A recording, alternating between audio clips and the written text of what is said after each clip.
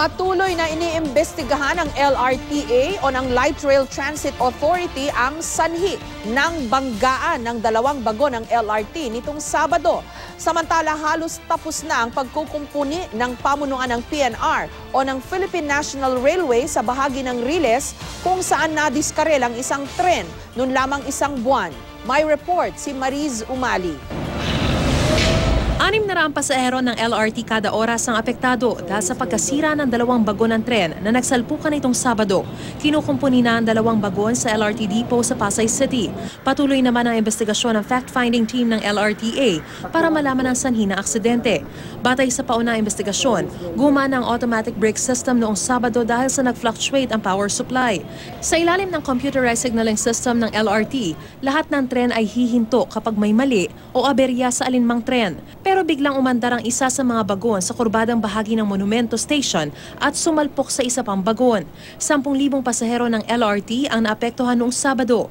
Sinusuri na ng mga investigador ang black box ng tren at kinukunan ng salaysay ang train operator, mga gwardya sa Monumento Station at mga pasahero ng tren. Ang black box daw ay susi sa dalawang katanungan. Una, kung nagkaroon ba ng aberya ang automatic system brake o ginalaw ba ng makinista ang system ng walang pahintulot mula sa control center. Bawat galaw ng tren, re-record niya yun eh.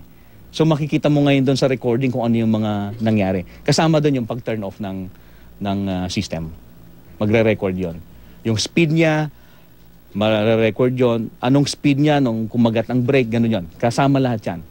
Tuloy-tuloy naman ang pagkukumpuni ng riles ng PNR sa southbound lane ng EDSA patungong Nicol Station.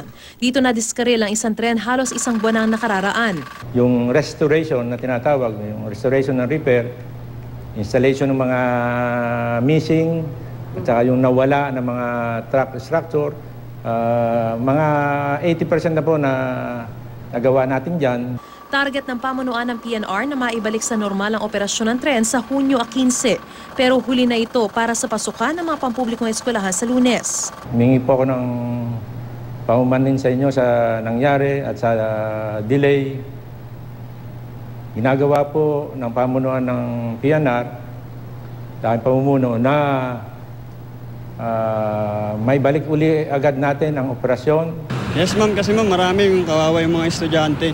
Tapos yung mga nagtatrabaho katulad ma'am sa Ayala. Kaya talagang hassle talaga yun para sa lahat. Lalong magiging traffic pag wala po yung tren kasi malaking tulong din po yun para sa mga estudyante. Batay sa investigasyon ng TUV Rainland, ang kumpanyang nagsagawa ng third-party assessment, mga nawawalang bahagi ng riles ang pinakaposibleng dahilan ng pagkakadiskaril ng tren. Kabilang sa mga rekomendasyon ng kumpanya, ang pagtigil sa paggamit ng supplemental rails o mga temporary steel bar. Mariz Umali, GMA News.